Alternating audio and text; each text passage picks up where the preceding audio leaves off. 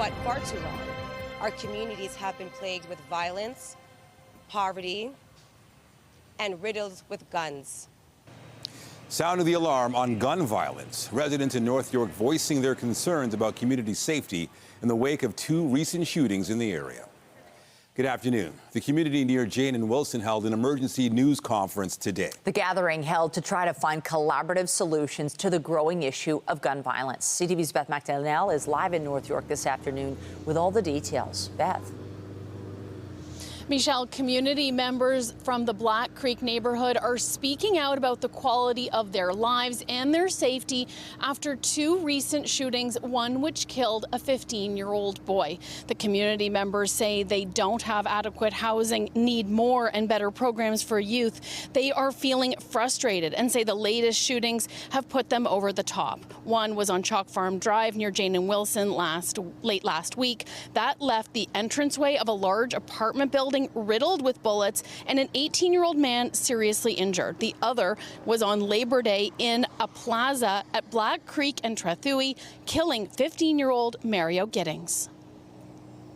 So we want a meeting right away from the government, the councillor, to solve this. Get the people them from Chalk Farm, from Exbury and come together. The mothers, the police, them know what's going on, so they can bring everybody together and see if we can get a peace, you know? But there's one key element missing, and that's the families.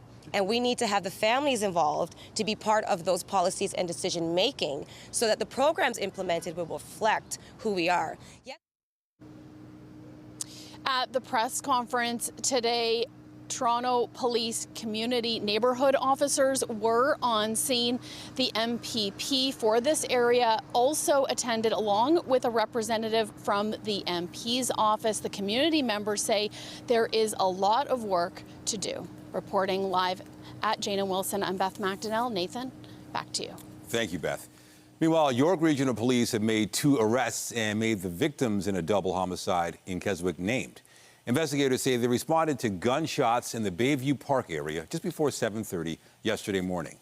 Initially, police would only say that 2 adult victims were pronounced dead at the scene. This morning, they identified the pair as 21-year-old Riley McDonald from Keswick and 39-year-old Mark Sutcliffe. 19-year-old John McKay and 21-year-old Ethan Pashak McNeil, both from Barrie, were charged last night with first-degree murder. The relationship between the accused and the victims is not known at this time, but they are believed to be known to each other. Investigators believe that there are no outstanding suspects and that this was a targeted incident.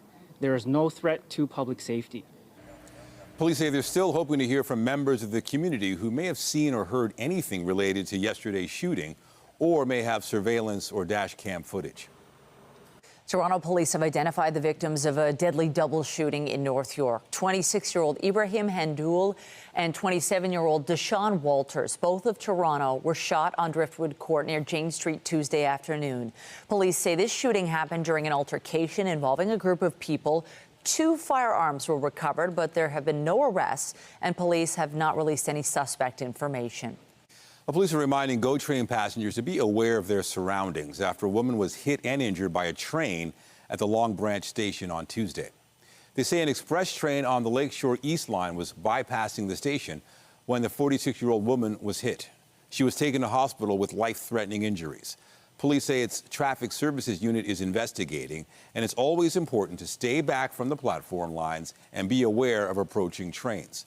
Metrolinx echoed that advice, calling Tuesday's incident an important and sobering reminder of the importance of rail safety. Still ahead on CTV News at noon, tackling a wildfire crisis in South America. A local aid organization is getting ready to ship supplies for firefighters on the front lines. We'll have a live interview with the executive director of Global Medic a little later on CTV News at noon. But first, Thanksgiving may be weeks away, but the Daily Bread Food Bank is already starting to prepare. The organization is launching its annual Thanksgiving drive today, and despite some economic pressures easing, the need is still described as crisis level. CTV's Sean Lee Thong is live with more. The need is very big, Sean. It certainly is, Nathan and Michelle, and we'll get to that in just a moment. So I'm standing outside Fire Station 426 along Lansdowne. The fire department is teaming up with the Daily Bread Food Bank and Purelator to make this drive happen. With me to talk about the need that you mentioned off the top is actually Neil Hetherington, the CEO of Daily Bread Food Bank. So can you give us a sense of just how much this need has grown over the past few years? Well, it's been dramatic. Before the pandemic, we were seeing about 60,000 client visits per month. That was awful. Now it's 350,000. And so in the first 6 months of this year, we have seen 2 million client visits. And that's what Daily Bread has, we've risen to the occasion. We've got the food to the individuals that need it. But at the same time, we're sort of saying, enough is enough. We cannot keep up with this demand.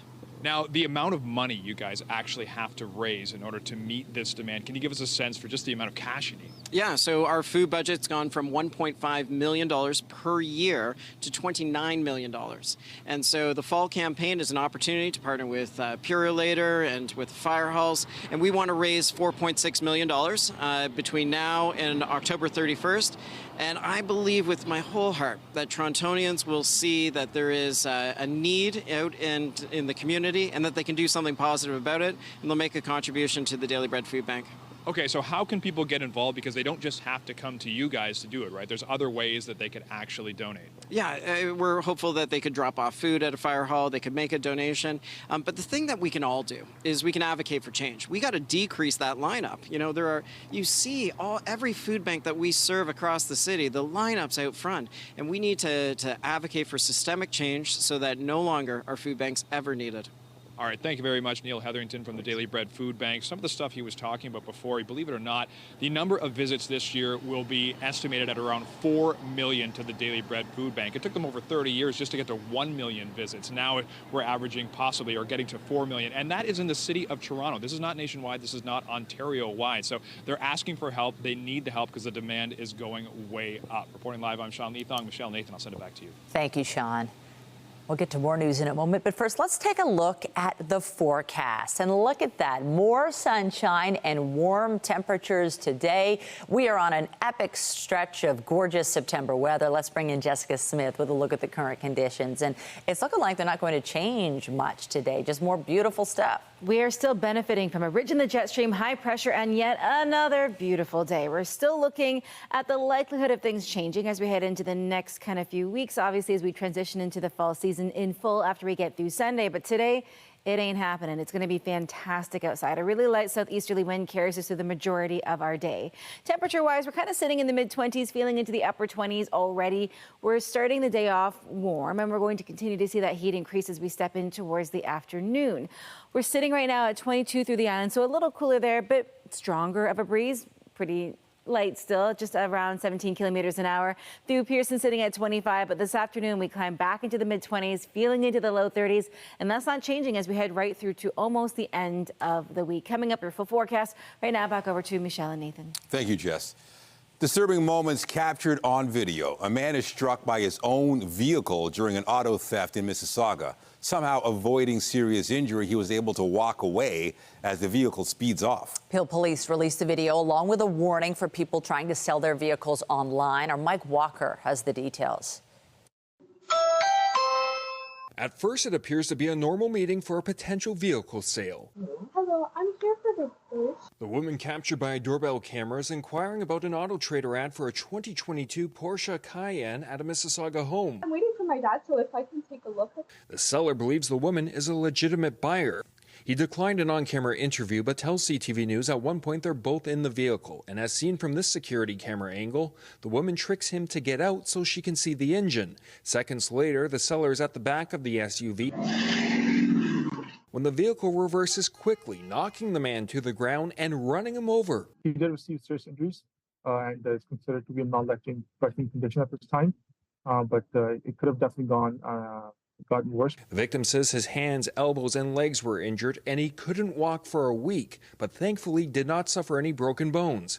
Police believe other suspects were involved, one seen driving this gray SUV, another driving away in a blue BMW X5. The same SUV police say the woman arrived in. So the possibilities are there of, potentially bringing the suspect to that location or helping the suspect escape. The brazen auto theft happened around 2 p.m. back on September 6 at a home in the Winston Churchill and Eglinton area. This incident alarming and disturbing to watch for people who use online marketplaces. Now a big question mark for me that you don't know who shows up at your house. Like Syme, who is currently trying to sell his vehicle. To think that this could potentially happen to me, it's a very scary thing, and I feel like maybe you have to do a much more thorough screening process. There's nothing wrong at all with asking them to produce a driver's license and you being able to compare that photo on the driver's license and taking a picture of it. Police say this incident serves as a reminder to be vigilant when selling items online and to use buy and sell exchange zones at police stations. Investigators are trying to locate the stolen vehicle and are hoping someone can identify the suspect who is seen clearly in this video. Mike Walker, CTV News. The city released its annual progress update today on its multi-year housing action plan. The city says in 2023, it exceeded the province's housing supply target by 51%, with well over 31,000 new housing starts, including more than 1,500 new affordable rental homes. 368 permanent affordable homes were secured under the city's multi-unit acquisition program, and more than 2,200 households were helped in avoiding eviction by the city and partner programs. At the same time, the report says the city needs billions in financing from higher levels of government as higher targets are set to meet a deepening housing crisis. The province shared an update on its financial situation today. The 2023-24 public accounts are the final audited financial results for the province for the fiscal year that ended in March. The Ford government highlighted an 8.9% increase in spending in the health sector and a 7.6% increase in the education sector, as well as a nearly 23% spike in spending on infrastructure investments. The deficit stood at $600 million, down from $1.3 billion as forecast in the 2023 budget. This lower than projected deficit was driven by a combination of higher revenues and, of course, lower interest on debt. In fact, our interest on debt relative to revenues is at levels the province has not seen since the 1980s. This is a very good thing for taxpayers in Ontario. The finance minister says Ontario's credit rating has been upgraded to AA, the first increase in nearly 2 decades, and Ontario can now borrow funds more efficiently at the lowest cost of any province. A famous portrait of Sir Winston Churchill is on its way back to Canada after being stolen from the Chateau Laurier in Ottawa in 2021. CTV's Judy Trin is in Rome with all the details. There was a lot of emotion in this room, mainly joy and pride in the successful international investigation. 32 months ago, this portrait of Winston Churchill was stolen from the reading room of the Fairmont Chateau Laurier in Ottawa. It was stolen in the days after Christmas 2021 during COVID lockdowns. It was swapped out for a fake, the real one sold by Sotheby's to an Italian buyer who did not know that it was the stolen portrait. Finding this portrait took 2.5 years. The lead investigator on the case, Ottawa Police Detective Akiva Geller, said he was determined to get it back. Take a listen to this clip. I spent a lot of time outside of work, almost like a puzzle, trying to, move the pieces around to try to figure out what other avenues we could try and how to direct the investigation. And yes, I thought a lot about, Winston Churchill and Mr. Karsh. It was occupied a lot of my mind over the last couple of years. The photographer, Yusuf Karsh, lived at the chateau for nearly 2 decades. He had a studio in the hotel. So not only was the chateau hurting from losing a part of its history, it was also operating under a cloud of suspicion. Police initially thought the thief and the theft was an inside job. Take a listen to what the general manager of the hotel, Geneviève Dumas, had to say about the time of that incident. There's a lot of people that said it was an inside job, and, they went.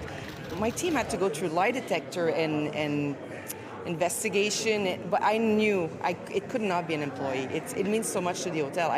I never believed that, but knowing for a fact that it is not, and they're clean now. And Bruno Lair, the maintenance employee who noticed the portrait was the wrong one. I promised him that he will be the one that will put it back on the wall where it belongs. So it's a relief for everybody. This portrait is in perfect condition, and when it returns to Ottawa, it will be mounted once again in the Chateau Laurier's reading room, but under more security. Ottawa police have also charged a 43-year-old man from Powassan, Ontario, with theft, forgery, and trafficking in stolen property. We now know how police cracked this case, but we don't know exactly how the alleged thief pulled it off. Perhaps that will come out in the courtroom when the suspect faces his charges. In the meantime, this portrait will be bubble wrapped and carefully shipped back to the Chateau Laurier, where Canadians can see it once again hanging on the walls by the end of October. Judy Trin, CTV News, Rome. New developments in the Middle East today. Israel's defense minister says the war with Hezbollah is entering a new phase in the wake of explosions involving Hezbollah communications devices. The Israeli military released video showing what it says were strikes on Hezbollah targets in southern Lebanon. Israel's begun transferring troops and resources to its northern border with Lebanon. 2 people were injured in Hezbollah attacks in northern Israel today. Hezbollah has vowed to continue striking Israel after several of its members were killed in sophisticated attacks using communication equipment. On Wednesday, a number of handheld radios used by Hezbollah exploded, reportedly killing at least 20 people and injuring more than 450. This followed a series of explosions of pagers that killed at least 12 people, including 2 children, and injured nearly 3,000. Lebanon's health minister calls it an act of aggression against non-combatants. Even if some of them are combatants, but this is a non-discriminatory act of attack. And I think that, the use of this non-discriminatory force or attacks, which clearly will affect civilians, is something, in my mind, is something against international humanitarian law. Multiple security sources have said the coordinated attacks were carried out by Israel's spy agency, Mossad, but Israel has yet to comment. And CTV's Scott Hurst joins me now with more. Scott, are you there? What is the latest from the region? Nathan, the specter of all-out combat between Israel and Hezbollah has taken a giant step forward in the wake of these attacks, using these communication devices, pagers and walkie-talkies, as detonators. And as you outlined right there, has killed dozens of people and injured thousands over a 2-day time frame. And that's led to an escalation of strikes. The Israeli military says it is striking Hezbollah targets in Lebanon, while Hezbollah has fired a new barrage into northern Israel.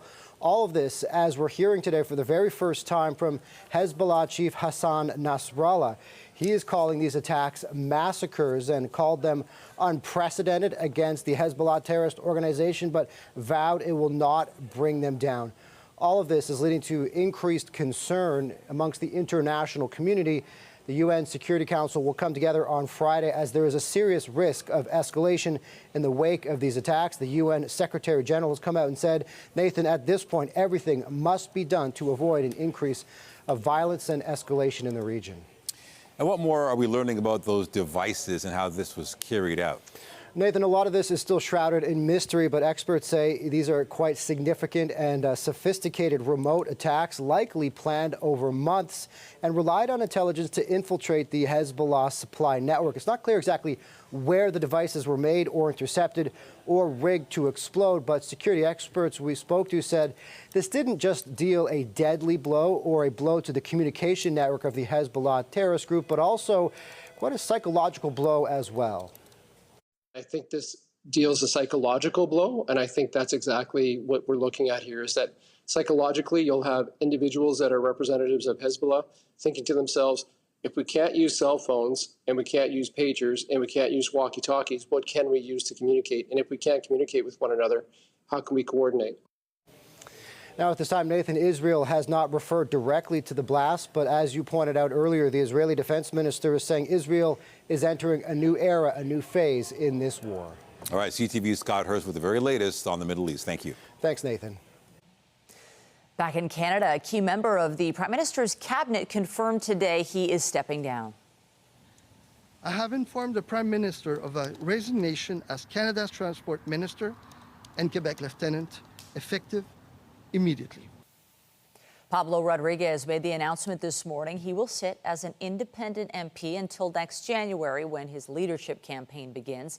The decision by Rodriguez is another blow to the Liberals, who suffered a by-election loss this week in a former Montreal stronghold. Meanwhile, voters in New Brunswick will go to the polls October 21st. The Premier called an election this morning. I've just met with Her Honour Lieutenant Governor Brenda Murphy to request that election be called. This election is a clear choice for New Brunswickers.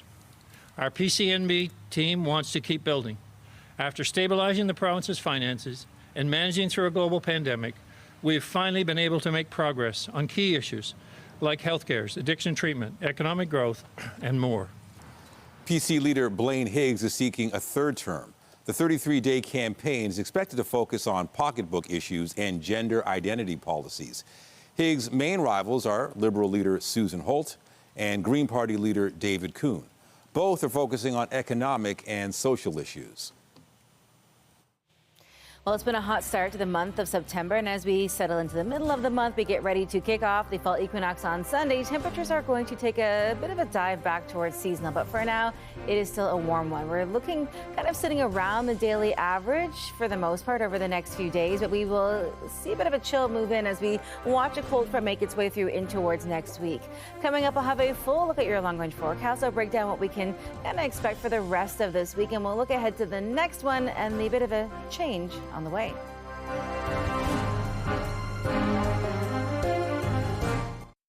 Thousands of people are in need as a result of natural disasters in various parts of the globe. And once again, a Toronto-based humanitarian relief organization is responding. We were at the Global Medic headquarters in Etobicoke this morning. Members of the group and volunteers are packing up supplies to help people in 3 different places. Self-contained firefighting units are being sent to Bolivia, where wildfire activity has grown out of control. Aid for Jamaica is also being packed following Hurricane Beryl in July, and equipment is being sent to Poland as Central Europe deals with some of the worst flooding in decades. A Global Medic rapid response team is also being sent overseas. For more on this, we're joined by Global Medic founder and paramedic. You know him well by now, Raul Singh. Raul, wow, there's such a need.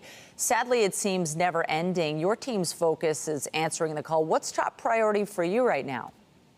Oh, Michelle, there's so many top priorities. You know, like look down in Bolivia, and it's not just Bolivia, it's Paraguay, Brazil. They've declared states of emergency. The Amazon is on fire. Like, this is a serious issue, and Canada's not responding. Nobody's really talking about it, even though like Bolivia has just declared, you know, the state for massive need. So we've deployed drone pilots, believe it or not, with drones that are going to fly drones at night, train the Bolivian civil defense how to fly them, and then grab thermal imaging so we know where the fires are, and then geolocate them, and then give maps to the day crews to go out and hit those fires and get them out. And at the same time, we're sending fire skid units, so tanks mounted on skids with pumps and hose to turn any pickup truck, and there's a lot of pickup trucks in Bolivia, and get them and turn those pickup trucks into fire trucks. I mean, look at this footage. It's horrible, right? We got to get these fires out. That's the team that's going to Bolivia, and that's like they're in the air right now. Oh, wow. And then I think what happens a lot is when natural disasters happen, we in the news, we tell people about them. And then when they're over, you know, things move on. And unfortunately, these parts of the world, it still takes time to pick up the pieces. And I'm thinking of Jamaica, Hurricane Beryl, that was back in the summer. They still need help. What are you doing there? Yeah, so that's family emergency kits. You know, the crew from Sunwing was out today. The employees were out packing aid, and it's actually going to fly in their aircraft down.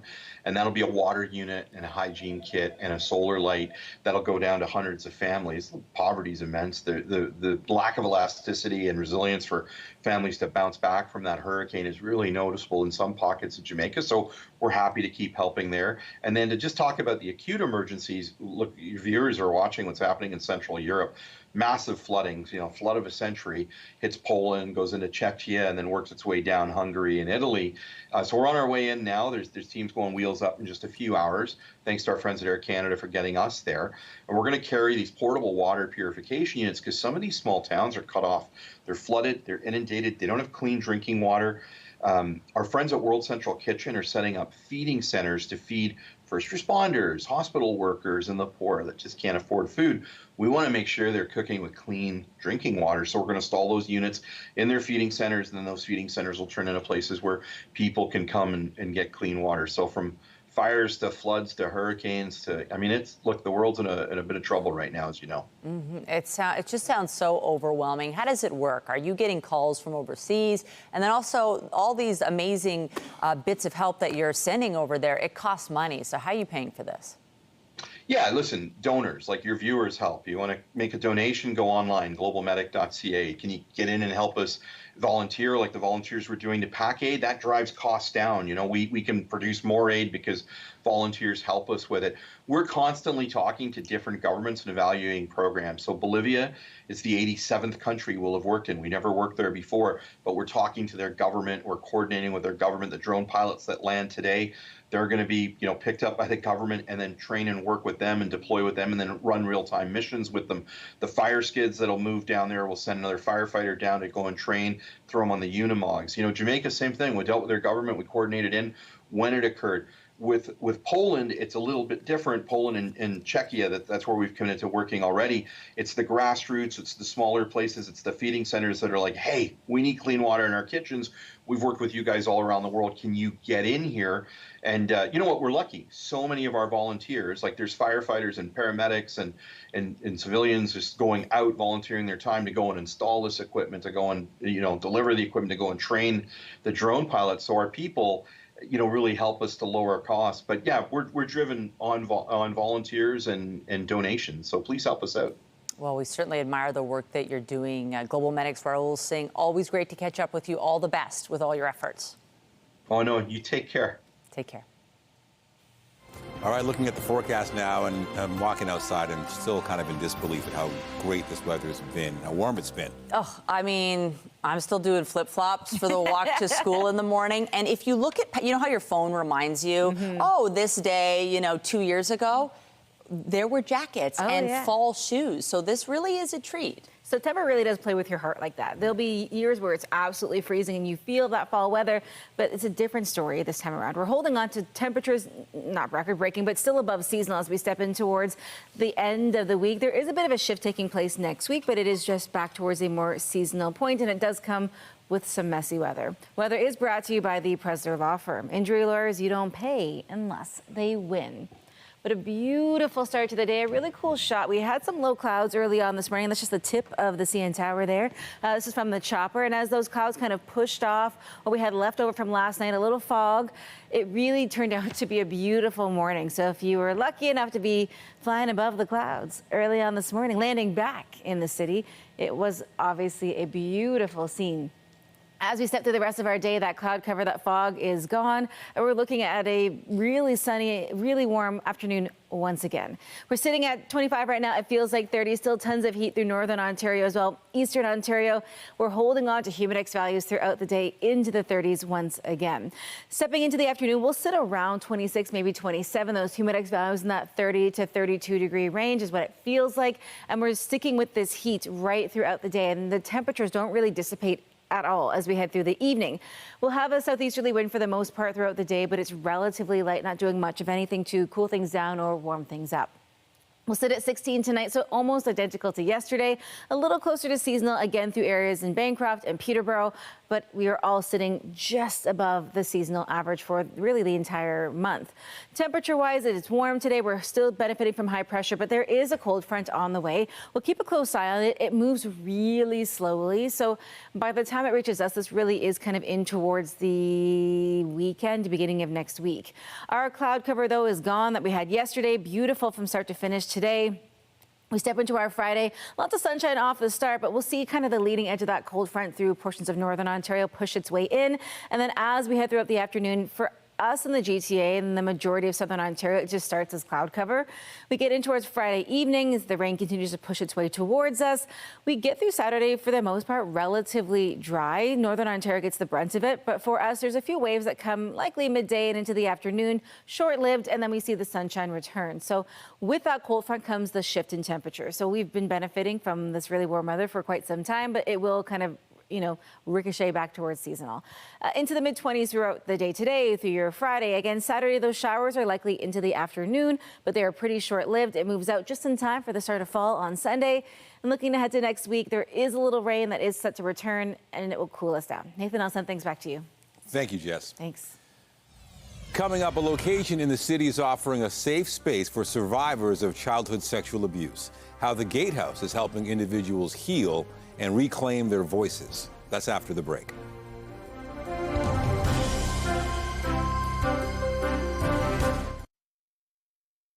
There's a special place in our city you might not know exists, a safe space for survivors of childhood sexual abuse. Their trauma is unthinkable, and yet it's far too prevalent. CTV's Rahim Ladani reports on how the Gatehouse is helping individuals heal and reclaim their voices. If this space that we're creating inside of us had a voice, what would it say? Tackling trauma through creative expression. Art therapy is a tool used at the Gatehouse. It helps adults address their lived childhood sexual abuse. It's a container for holding everything sometimes that we can't hold with just words. It creates the spaciousness for us to hold our pain and our challenges. Since 1998, this restored Victorian house on the lakeshore has been a safe environment for people to reclaim their voices. Stuart has once again found his after coming to the Gatehouse in his 50s. He was just 6 years old when the abuse began, lasting more than a decade. When you're alone and you can't talk about what you're feeling and thinking and to bring it to a better understanding to yourself, then how are you supposed to continue in life and be a contributor to society when you feel you don't fit in? Stuart went through the program. It's led by staff and volunteers, many of whom are also adult survivors of childhood sexual abuse. Everything we do here is intentional. Even walking up those 5 steps, you're coming into a home. Last year, we were just shy of 300 people coming forward. It's still a very stigmatized and taboo subject for many people. Through its work, the Gatehouse continues to break down that barrier. And advocates like Stuart are living proof that trauma does not define them. I'm a much better person than I was when I came in here, and I could actually say that I love myself, which was probably the hardest thing I ever had to do and say for myself. In an effort to better educate students on sexual abuse, the Gatehouse is hoping Bill 123 will soon pass in the Ontario Legislature. Known as Aaron's Law, it would require school boards to both teach students how to recognize and report child sexual abuse. Rahim Ladani, CTV News. The Gatehouse has to fundraise to be able to do all the work that they do. And if you're interested in helping, their annual Healing the Voice Within fundraising gala is coming up next month, October 3rd. It's at the Liberty Grand. I'm the MC, and you can still buy tickets at thegatehouse.org. Several restaurants outside Toronto, proper, have received Michelin stars in the Guide's latest report. Michelin's 2024 restaurant selection gave out 4 new coveted stars. Recipients include Danico, an Italian housed in a former bank building at college in Bathurst. Hexagon in Oakville received a star for what the inspector called its refined, original, and substantial dishes. Restaurant Pearl Morissette in Niagara Region received both a Michelin star and a Green Star to recognize its leadership in sustainability. The Pine in Creemore was recognized for what was called a distinct dining experience informed by the chef's years working in China. The Canadian National Exhibition says attendance numbers in the season that just came to a close surpassed their expectations. The CNE had predicted big crowds over the Labor Day weekend would be enough to bring attendance figures over the summer to around 1.4 million. That followed a slower start to the season with no shortage of rain in the city. In the end, 450,000 visitors stopped by over the final few days, surpassing pre-pandemic figures and bringing the season total to just short of 1.5 million. The X says it generates an economic impact of approximately $112 million for the GTA each year. Still to come, TD Bank's CEO is retiring next spring, while the bank is still grappling with investigations into money laundering. Details on that and the rest of your business headlines after the break. Get Toronto's top stories, breaking news alerts, and watch live. Download the CTV News app. There's a change at the top at TD Bank, which has been facing allegations of failing to curb money laundering. Andrew Bell of B&M Bloomberg brings us the latest in business. Hello there. Here are your business headlines. TD Bank CEO Bharat Masrani will retire in April. The bank has been grappling with U.S. investigations into lapses in money laundering controls. 55-year-old Raymond Shun, who's currently head of TD's Canadian retail division, will succeed him. TD shares are down about 20% since early 2022. U.S. and Canadian stocks rose after yesterday's big half percentage point interest rate cut by the Federal Reserve to stimulate the economy. The Toronto Composite and S&P 500 were on course for record high closes. And finally, oil rose more than $1, with West Texas Intermediate trading near $72 US a barrel. The Fed's move has reinforced expectations that the US economy will avoid a downturn. Israel declared a, quote, new phase in the war with Islamist groups, and that has raised fears about disrupted oil flows. That's the latest in business. I'm Andrew Bell of BNN Bloomberg. Taylor Swift brings her Eras Tour to Toronto in November for 6 concerts, and some fans are still holding out hope they can possibly find tickets. But getting seats for the sold-out shows is next to impossible, and you have to be careful you don't get scammed. CTV's Pat Foran has more in this Consumer Alert. Welcome to the Eras Tour. Taylor Swift's Eras Tour is the highest-grossing concert tour of all time, surpassing the $1 billion mark. Swift will play 6 shows this November at the Rogers Centre, and fans have been scrambling to find tickets. To get them on Ticketmaster, the radio stations, everything, because she's such a fan. And then I kind of gave up. Dana Caputo of Tottenham wanted them for her 7-year-old daughter Gia's birthday. Gia loves to dance to Taylor Swift songs and perform her music. She'd love to see the superstar in concert. I will feel shocked and really happy. Caputo was excited when a coworker said a friend was selling a pair of tickets to the concert on Facebook. She messaged the person, sent $1,800, but when they kept asking for more money, she discovered the friend's account had been hacked and she had been scammed. I didn't understand how somebody could, just take advantage of somebody else. And it was for something for a 7-year-old girl, Nobody is selling their Taylor Swift tickets on Facebook. Nobody. Eric Alper says if you see Taylor Swift tickets being sold through social media, it's most likely a scam. It's so common to see posts on Instagram and Twitter and Facebook from people claiming to have extra tickets for sale. And unless that person personally knows the seller, it's really just best to ignore all those types of transactions. Alper says to avoid getting ripped off, use certified ticket reseller sites like StubHub. But when we check, seats farthest from the stage are more than $4,000 each, and seats closer are selling for $10,000, $12,000, and $15,000. Alper says if you don't have tickets by now, you may want to sit this concert out. If you're a mom or a dad that's looking to make your kids' year, maybe it's now the time to explain to them the life lessons about supply and demand. Caputo wanted to warn others. Hopefully nobody else falls into the trap that I did. Pat Foran, CTV News. The Toronto Maple Leafs are holding their first on-ice sessions today as training camp gets underway. Like every year at this time, there's renewed optimism amongst the fans. This season, there are a number of new faces and a new head coach. The Leafs will be looking to finally go on a deep playoff run, but there are still 82 regular season games to play first. Toronto starts on the road in Montreal October 9th. This Sunday, the Buds face off against Ottawa at Scotiabank Arena in the first of 6 preseason games. The Blue Jays were looking to bounce back after dropping the first game of their series against the Rangers. Addison Barger, first pitch swinging, and it is caught. Adolis Garcia robbing Addison Barger of a hit in the 3rd. Garcia would later hit a home run, and that was it for the scoring. The Rangers beat the Jays for the 2nd night in a row, 2-0 in the final. They'll wrap up the series with an afternoon game. The first pitch today is just after 2:30. And Toronto FC played host to the Columbus Crew last night at BMO Field. After a scoreless first, the visitors struck twice in the second half for a 2-0 win. Columbus has allowed a league-low 28 goals in 28 matches this season. TFC's next game is in Colorado on Saturday.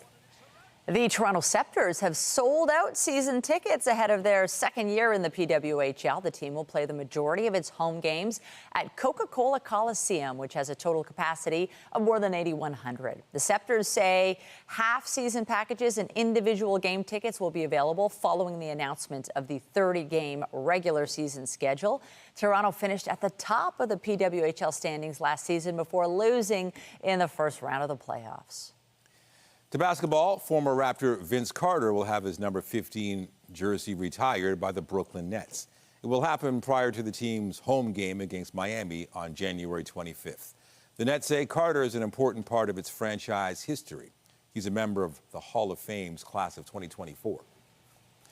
One of the most iconic children's musical acts in Canadian history, and though they no longer perform and have lost one of their members, Sharon, Lois, and Bram are releasing a new album. The music isn't new. It was recorded decades ago, but for the first time, it's being released for fans who now have children and grandchildren of their own. CTV's Andrea Case has more. It's been 40 years since Sharon, Lois, and Bram entertained on The Elephant Show. Now they are releasing The Elephant Showstoppers, an album on vinyl, on October 18th. You know, I always loved vinyl, and I was always sad when we moved to the smaller images because children walk around holding in this and they say, listen to a song, and they say, oh, I know her. They felt like they knew us. And Sharon, Lois, and Bram fans are the right age to be interested in collecting the vinyl and maybe having a record player to share with their children. Lois passed away 9 years ago, but her memory lives on this new album. It features music that was performed on the show, songs that have never been released before. This is the 40th anniversary of The Elephant Show, so we have come up with a list of songs that appeared on the show but have never been released in recordings before, so they're going to get to hear them for the first time. With such a history, it's hard to pick a favorite song. And on this album, first of all, Lois is there, which is thrilling for me. And we sing a duet together that I absolutely love. It's called Love Grows Under the Wild Oak Tree. It's a very sweet song, and I remember the video from it. We sang it. It's very sweet. The group has been reinvented, and Sharon now tours with her daughter, Randy. Andrea Case, CTV News. I love you in the evening underneath the moon. Skinnamarink-a-dinky-dink, skinnamarink-a-doo. I love you too. Boop-boop-be-doo. Mwah. Coming up, BC paleontologists uncover a remarkable find, why it's being called a dino discovery like no other. That's next.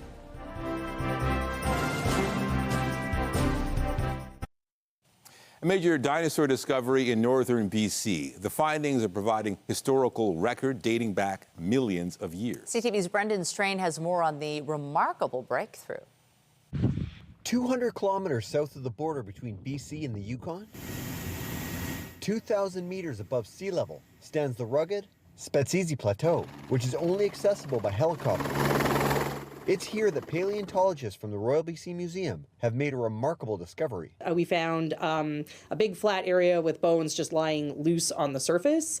And so this year we came back with over 90 fossils of different types of dinosaurs. It's estimated those bones date back 66 to 68 million years ago. So we could be looking at T-Rex and Triceratops bones from BC, or these could be relatives of those dinosaurs. Why were those prehistoric creatures living so high up in the mountains? In fact, the mountains were probably significantly taller back then because they hadn't gone through all of the Ice Age glaciers that kind of scrape and erode the mountains. Dr. Victoria Arbour says dinosaurs lived in all types of environments, and there is a simple explanation as to why so many fossils were discovered on this peak. So if you think about it, dinosaurs need to die somewhere where they can be buried, and the top of a mountain isn't a good place to get buried, really, because all of the rock and sand is washing away from there. At the Royal BC Museum, paleontologists are now getting to work, examining a variety of fossils including teeth from a tyrannosaur, others from a horned dinosaur, which could be a triceratops, and larger bones from a plant eater. The one we're most excited about is that we've got a whole bunch of little bones from the foot and leg of a small predator, so a small meat-eating dinosaur. Arbour says those fossils aren't commonly found anywhere, which makes those bones such a valuable find? Because this is a very unusual place to have found dinosaurs, there's a pretty good chance that at least some of these might be species new to science, or they might be species new to BC. Researchers hope to get the answers to those questions over the next few years. Brendan Strain, CTV News, Victoria. All right, let's get you caught up because we have another gorgeous day ahead of us and another one tomorrow. And even the weekend is looking really nice. Maybe a little cooler, but still great. It's still really great. And we do have a bit of a cool down and the chance of maybe some afternoon showers, but really not a wash of a day by any means. So if you do have outdoor plans as you step in towards your weekend, you don't have to cancel them if they're in the evening. Now, we are going to see a transition take place after that system goes through just to more seasonal weather. It's not going to be cold by any stretch of the imagination.